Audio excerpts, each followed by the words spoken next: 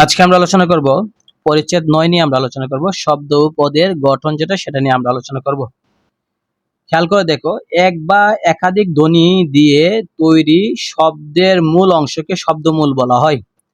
তাহলে পরীক্ষায় আসতে পারে এক বা একাধিক ধ্বনি দিয়ে তৈরি শব্দের মূল অংশকে কি বলে? শব্দমূল।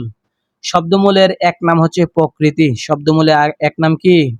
প্রকৃতি। পরীক্ষা আসবে শব্দমূলে এক নাম নিচের কোনটি? প্রকৃতি। প্রকৃতি আবার দুই ধরনের, একটা হচ্ছে নাম প্রকৃতি, একটা হচ্ছে ক্রিয়া প্রকৃতি। ক্রিয়া প্রকৃতি আরেকটা নাম আছে, সেটা হচ্ছে ধাতু। ক্রিয়া প্রকৃতি আরেকটা নাম কি? ধাতু। তাহলে দেখেন আরেক নাম শিখতে শিখতে মনে থাকে না। যেমন শব্দমূলের এক নাম বলতেছে কি? প্রকৃতি, আর ক্রিয়া প্রকৃতি আরেক নাম বলতেছে ধাতু। মনে রাখতে হবে। তো নাম প্রকৃতি কোনগুলো? যেগুলো হচ্ছে নাম, যেমন দেখেন মা, গাছ, শির, লতা, পাতা, এইগুলো কোন কিছু নাম।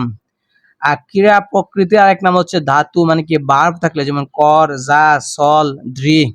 অর্থাৎ যদি কোনো শব্দের নাম বোঝায়, কোনো কিছুর নাম বোঝাইলে সেটা হচ্ছে নাম প্রকৃতি, আর কাজ বোঝাইলে ক্রিয়া। ক্রিয়ার আরেক নাম হচ্ছে কি? ধাতু প্রকৃতি, মানে ধাতু। তো নাম প্রকৃতি ও ধাতুর সঙ্গে যেসব শব্দাংশ যুক্ত হয়ে নতুন শব্দ তৈরি করে সেগুলোর নাম হচ্ছে উপসর্গ এবং প্রত্যয়। অর্থাৎ নাম প্রকৃতি এবং ধাতুর সঙ্গে, ঠিক আছে, নাম প্রকৃতি এবং ক্রিয়া প্রকৃতি বা ধাতু, এটার সঙ্গে যে যুক্ত হয়ে নতুন শব্দ তৈরি হয় সেগুলোকে বলে উপসর্গ এবং প্রত্যয়। উপসর্গ শব্দের আগে বসে, প্রত্যয় শব্দের শেষে বসে। উপসর্গ যেসব শব্দাংশ শব্দের পূর্বে বসে, মানে আগে বসে, সেগুলো উপসর্গ।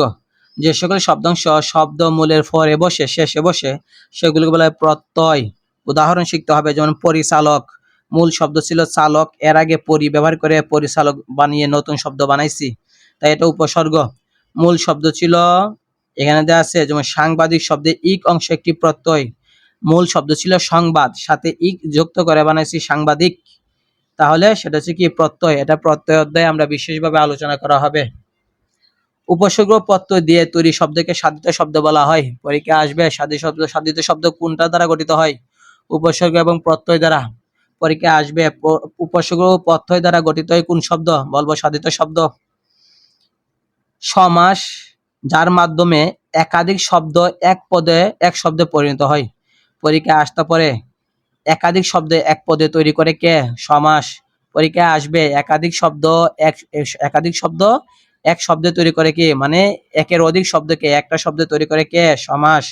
যেমন হাট ও বাজার, হাট বাজার, এখানে ওটাকে বাদ দিয়ে একটা বানিয়ে ফেলছে, হাট বাজার এক শব্দ হয়েছে। তিনটা শব্দ ছিল, হাট একটা, বাজার একটা, ও একটা, তিনটারে একটা বানাইলাম, হাট বাজার একসাথে লিখলাম। তারপর দেখেন, এছাড়া কোনো শব্দে দ্বৈত ব্যবহারে নতুন নতুন শব্দ গঠিত হয়, ঠিক আছে, তাকে বলে শব্দ দ্বৈত। কোনো শব্দের দ্বৈত, দ্বৈত মানে দুইবার, কোনো একটা শব্দ দুইবার ব্যবহার করা হয়। যেমন আর টুপটাপ, চুপচাপ, বইটই, টকটক, খটখট, অঙ্ক টঙ্ক, এরকম দুইবার ব্যবহার করা হয়। তাহলে এটা একটা অধ্যায় আছে, ওই অধ্যায়ে আমরা আলোচনা করব। কোনো শব্দের দ্বৈত ব্যবহারের ফলে শব্দ কি হয়? দ্বিত হয়। শব্দ দ্বিত মানে কি? ডাবল। যেমন ঠক আর ঠক মিলা হয় টক টক, অঙ্ক আর টঙ্ক মিলা হয় অঙ্ক টঙ্ক, ওইটাকে বলছে শব্দের দ্বিত। শব্দ দ্বিত একটা অধ্যায় আছে, ওইখানে আলোচনা করব। শব্দ যখন বাক্যের মধ্যে থাকে তখন তার নাম হয় পদ। শব্দ যখন বাক্যের মধ্যে থাকে তখন কি বলা হয়? পদ। এটা মানে কি? এটা মানে হচ্ছে গিয়ে, এটা মানে হচ্ছে যখন আমরা বলবো, যেমন ধরি আমি বললাম আমি ভাত খাই। এখন আমি, ভাত, খাই, এই যে তিনটা শব্দ, আমি একটা শব্দ, ভাত একটা শব্দ, খাই একটা শব্দ, এটা শব্দ বলবো না, এটা বলবো পদ। বাক্য বললে বাক্যের শব্দটাকে পদ বলা হয়। আর শুধু যদি বলি আমি আর কিছু বললাম না, তাহলে এটা শব্দ। আমি বললাম আকাশ, এটা একটা শব্দ। যদি বলি আকাশে পাখি উড়ে, তাহলে একটা বাক্যের মধ্যে যে এই শব্দগুলো আছে, আকাশে পাখি উড়ে, এই যে শব্দগুলো আছে, এটা শব্দ বলবো না, এটার নাম হবে পদ। বাক্য থাকলে সেটা হবে পদ, আর একটা শব্দ বললে সেটা হবে শব্দ। যদি বলি পানি, তাহলে এটা হবে কি? এটা শব্দ।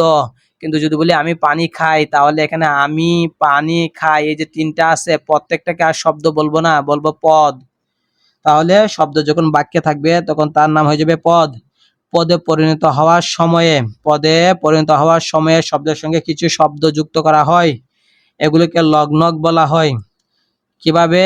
যেমন পাখি আকাশে উড়ে, মূল শব্দ ছিল আকাশ, আকাশের সাথে এ লাগাইছি, উড়ে, মূল শব্দ ছিল উড়া, উড়া থেকে উড়ে আসছে, এই যে আকার ইকার লাগানো হয়েছে ওইটাকে বলতেছে যে পদে পরিণত হওয়ার সময়ে শব্দের সঙ্গে কিছু শব্দাংশ যুক্ত হয়, এগুলোর নাম হচ্ছে লগ্নক। লগ্নক হচ্ছে চার ধরনের জন্য চারটা আলাদা অধ্যায় আছে, ওইখানে বিশ্লেষণ করা আছে, এখানে আমরা শুধু কাকে বলে শিখব। প্রথম হচ্ছে লগ্ন কত ধরনের? 4 ধরনের। প্রথম হচ্ছে বিভক্তি, ক্রিয়ার কাল নির্দেশের জন্য এবং কারক বোঝাতে শব্দের সঙ্গে যেসব শব্দাংশ যুক্ত হয় সেগুলোকে বলা হয় বিভক্তি। পরীক্ষায় আসবে ক্রিয়ার কাল নির্দেশ করার জন্য পদে কারক বোঝাতে পদের সাথে কি যুক্ত হয়, বলবো বিভক্তি। বিভক্তি আবার দুই ধরনের, একটা হচ্ছে ক্রিয়া বিভক্তি, একটা হচ্ছে কারক বিভক্তি।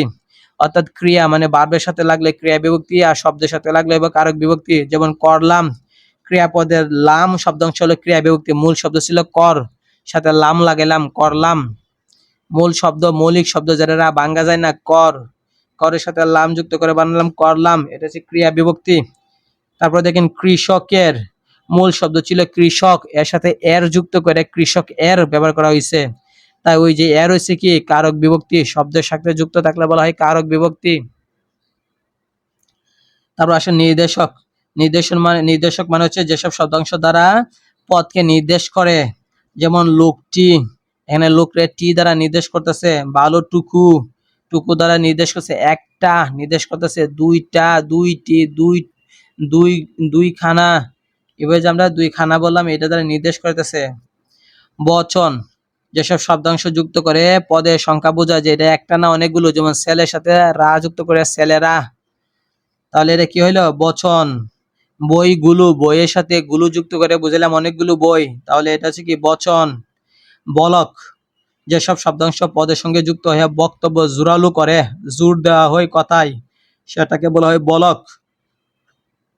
যেমন আছে তখনই, মূল শব্দ তখন, তার সাথে রস্যই যুক্ত করেছে, যে তখনই মানে কি জোর দিতাছি, এখনই মানে মূল শব্দ এখন, আমি বললাম যে তুমি কখন যাইবা, বললাম এখন, তাহলে জোর নাই, মানে একটু পরে গেলে সমস্যা নাই।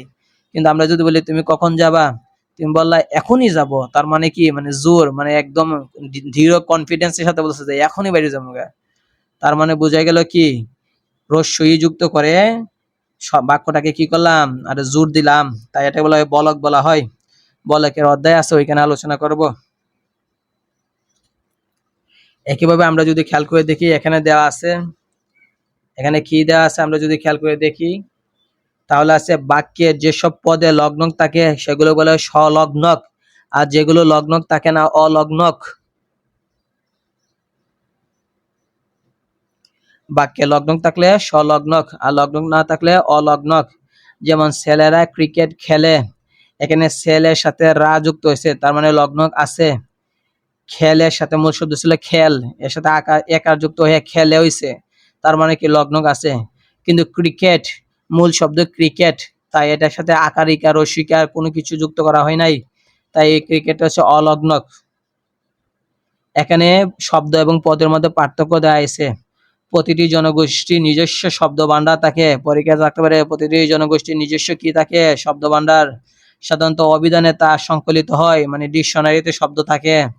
শব্দ যখন বাক্যে স্থান পায় তখন তার নাম হয় পদ। যখন আমরা একটা বাক্য বলবো তখন তখন এই বাক্যে প্রত্যেকটা শব্দকে আর শব্দ বলবো না, বলবো পদ।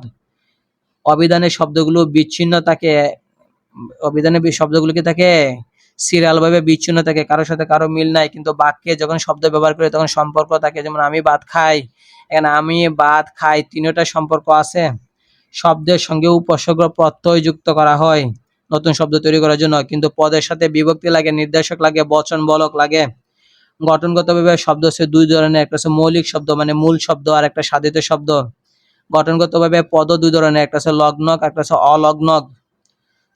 শব্দ শুধু রূপ তত্ত্বে আলোচনা করা হয়, শব্দ রূপ তত্ত্বের এক নাম শব্দ তত্ত্ব। আর পদ আলোচনা করা হয় বাক্যে, কারণ বাক্যের শব্দগুলিরে পদ বলা হয়, তাই বাক্য তত্ত্বে আলোচনা করা হয়। নেক্সট আমরা আলোচনা করব পরবর্তীতে, দেখা এখানে দেওয়া আছে অনুশীলনী দেওয়া আছে, এখানে 5টা অনুশীলনী দেওয়া আছে। এক, শব্দ যখন বাক্যে ব্যবহৃত হয় তখন তাকে কি বলে? এক পদাণু, ক পদাণু, খ পদ, গ বাক্যাংশ, ঘ প্রকৃতি। এই 5টার জন্য 5টা কমেন্ট করে সঠিক উত্তরটা দাও। 1 নং উত্তর লিখো, ক লিখে বা খ লিখে কমেন্ট করো। এইভাবে 5টার জন্য 5টা কমেন্ট করো, তাহলে যাদের 5টা উত্তর সঠিক হবে তাদেরকে আকর্ষণীয় পুরস্কার দেওয়া হবে। তো নেক্সট আমরা আলোচনা করব, আচ্ছা 5টা না, এখানে আরো আছে, 10টা আছে টোটাল। তাহলে যেহেতু এখানে 10টা আছে, 10টা সঠিক উত্তর আছে, 10টা সঠিক উত্তরের জন্য 10টা কমেন্ট করো 10টার জন্য। এই 10টার মধ্যে যাদেরটা সঠিক হবে তাদেরকে আমরা স্পেশাল একটা গিফট আমরা দেব। তো 10টার জন্য 10টা কমেন্ট করতে হবে, একটা কমেন্টে 10টা উত্তর দিলে হবে না, 10টার জন্য 10টা উত্তর দেব। মনে করো 8 নম্বরটা উত্তর লিখবো, 8 নং উত্তর খ লিখে দিব একটা কমেন্ট, 9 নং উত্তর গ লিখে একটা কমেন্ট, এভাবে। তো নেক্সট আমরা পরিচ্ছেদ 10 নিয়ে আমরা আলোচনা করব।